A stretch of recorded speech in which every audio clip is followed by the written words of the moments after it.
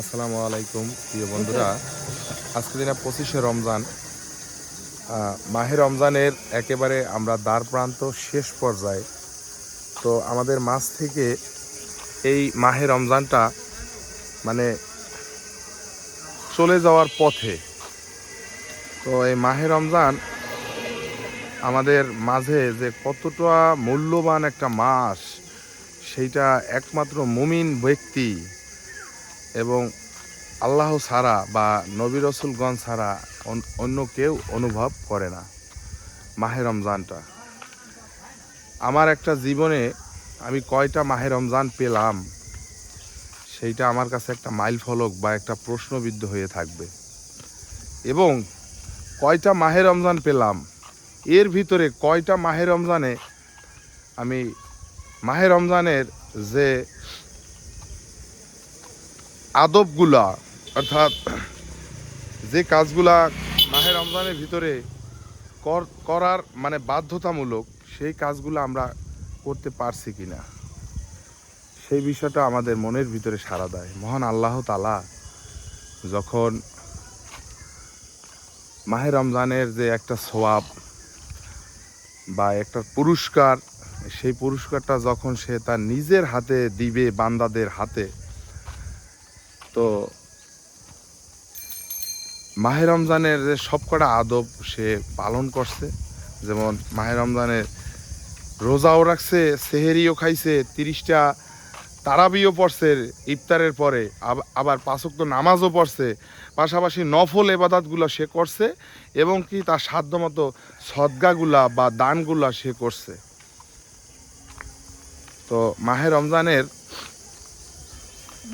যে আদবগুলা বা নেকের কাজগুলা আমরা কয়জন ব্যক্তি মানি বা কয়জন ব্যক্তি আমরা সেইটা মেনে চলি, সেটা হলো আমাদের আজকে কথা। তো আমার সাথে আমার এই যে ভাই, তো ভাই বলতে আমার মায়ের চাচা, সালাম দাও। তো উনি শারীরিকভাবে অসুস্থ, তারপর ওনার ভিতরটা খুবই পরিষ্কার। তো ওনার সাথে আমার যে কি একটা সম্পর্ক, যারা বাস্তব জীবনে দেখেন বা দেখছেন তারাই অনুভব করবেন। তো ওনার ভিতরে একটা মানুষ আছে, তো সেই মানুষটা হলো ভালো একটা মানুষ, অর্থাৎ ওনার নাম হচ্ছে মোহাম্মদ হেমায়েত, হাজি হেমায়েত নামে পরিচিত। তো উনি দীর্ঘদিন আমাদের পেয়ারে নবী হযরত মুহাম্মদ সাল্লাল্লাহু আলাইহি সাল্লাম তার জন্মভূমি রওজায় উনি ওখানেই ছিলেন। তো শারীরিক অসুস্থতার কারণে সে এখন বাংলাদেশেই আছে, অর্থাৎ ওখানে আর যাওয়া হয় নাই। সেটা হলো কথা। আর একটা কথা হলো, আমরা এই পৃথিবীতে মানুষ ভালো কাজ কম করি, খারাপটার দিক বেশি করি। যেমন অন্যের হকগুলো আমরা মেরে খাইতে সব থেকে পছন্দ করি, একেবারে অন্যের হক। একটা উদাহরণ বলি, যেমন আমি আজকে দিনে একটা সারাদিন কষ্ট করে একটা রমজান মাসে একটা রোজা রাখলাম, কিন্তু এই রোজা রাখার পরে একটা পরীক্ষার উছিলে আসতে পারে। সেই পরীক্ষাটা হলো, আমি বলি আপনারে, মানে আমার দিক থেকে আমি বলি, যেমন 50,000 টাকার বান্ডিল ইফতারের 10 মিনিট আগে আমার সামনে পড়ে আছে রাস্তায়। তো আমরা এমন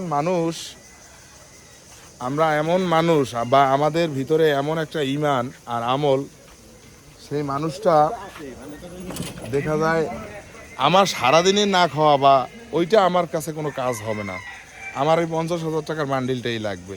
তো আমরা এমন মানুষ। তা আমি আমার দিকটা আপনাদের বোঝানোর সাথে বললাম, এরকমও মানুষ পৃথিবীতে আছে।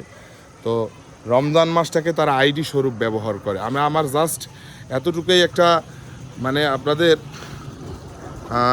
বোঝানোর সাথে একটা আমি উদাহরণ দিলাম, যেহেতু অন্যের সিস্টেমে আমি বুঝাইলাম না, আমার নিজের দিক থেকে বুঝাইলাম। সেইটা হলো যে এই রমজান মাসটা মানুষের এমন এমন ব্যক্তি আছে এই আমাদের সমাজে, কি কাও হেমায়েত ভাই, আছে যে তারা চোখের শরমে রমজান রাখে, কিন্তু মরণের ভয়, অর্থাৎ আল্লাহর ভয়ে তারা রোজা রাখে না।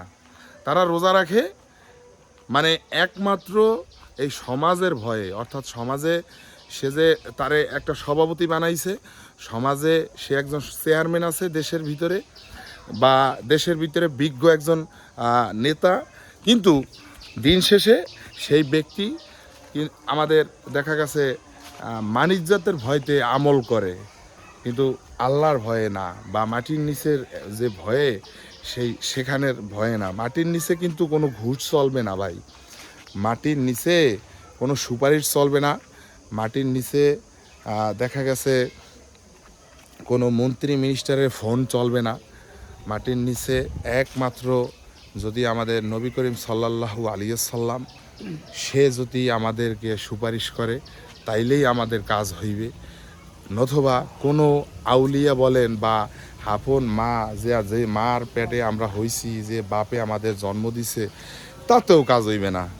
লক্ষ লক্ষ টাকার সুপারিশ করলেও কাজ হইবে না, কারণ ওখানে ওগুলো চলে না।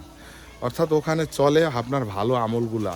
এখন আমল বলতে আপনার ভালো কাজ এবং দান সদগা, ভালো কথা, মানুষের সাথে ভালো ব্যবহার এবং মানুষের উপকার করবেন, সেই কাজগুলোই ওই জায়গাটায় চলে। ওখানে কোনো অর্থ, বিত্ত, সম্পদ, এই কাজগুলা ওই জায়গায় চলে না। ওই জায়গা নট অ্যালাউ, ও জায়গা ওগুলা কখনোই চলে না। তো আমাদের ভিডিওর যে মূল কথা বা ভিডিওর যে বড় টাইম, সেইটা অবশ্যই দীর্ঘ হয়ে গেছে। তো ভিউয়ার্স, আমাদের এইটা হলো আমাদের মাদ্রাসার ময়দান। আমি একটু ঘুরিয়ে দেখাই।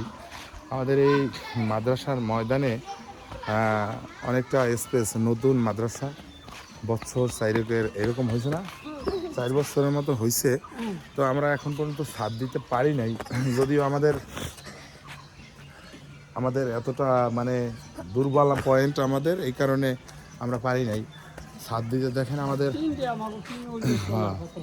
আমাদের টিন হইলেও চলে, কিন্তু আমাদের ইচ্ছা হলো এখানে মাদ্রাসায় যে পড়াশোনা করে ছাত্রছাত্রী, এখানে আমরা ছাদ দেওয়ার একটা নেয়াইত আছে।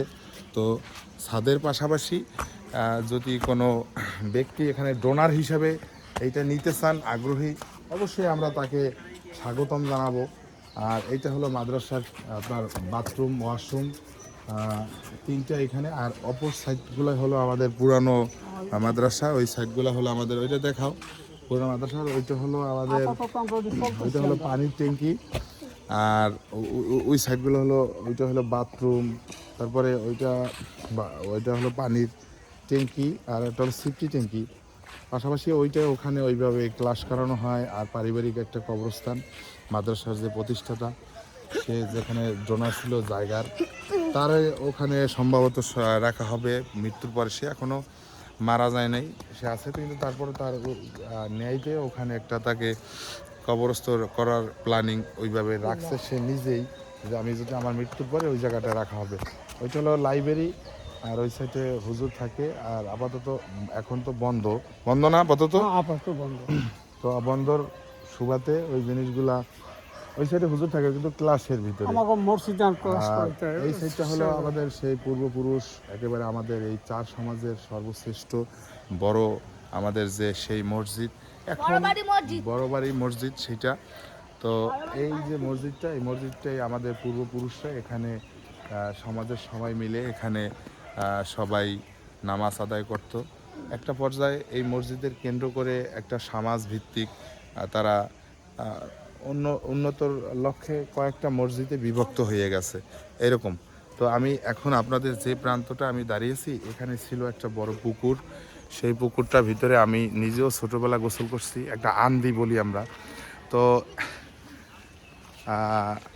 একটা সিদ্ধান্তর মাঝে পৌঁছানোর পরে এখানে মাদ্রাসা প্রতিষ্ঠিত হয়। ধীরে ধীরে এইখানটায় আর কি এখন ফিল্ড অনুযায়ী, এখন মানুষ মারা গেলে এখানে দেখা যায় জানাজার নামাজ আদায় করা হয়, বা যে কোনো সাংস্কৃতিক অনুষ্ঠান অর্থাৎ ওয়াজ মাহফিল এখানে প্রতি বছর, এই সম্ভবত এবছর ঈদের পরে এখানে আমাদের মাহফিল হবে। এই তো সবাই ভালো থাকেন, আসসালামু আলাইকুম। কিছুটা সময় আপনাদের ঘুরিয়ে দেখার জন্য আমি পারছি, আর নিজের কাছে একটা ভালো লাগলো। ইফতারের আগ মুহূর্তে আপনাদের দেখাইতে পারছি, এই জন্য আমি আন্তরিকভাবে আনন্দিত।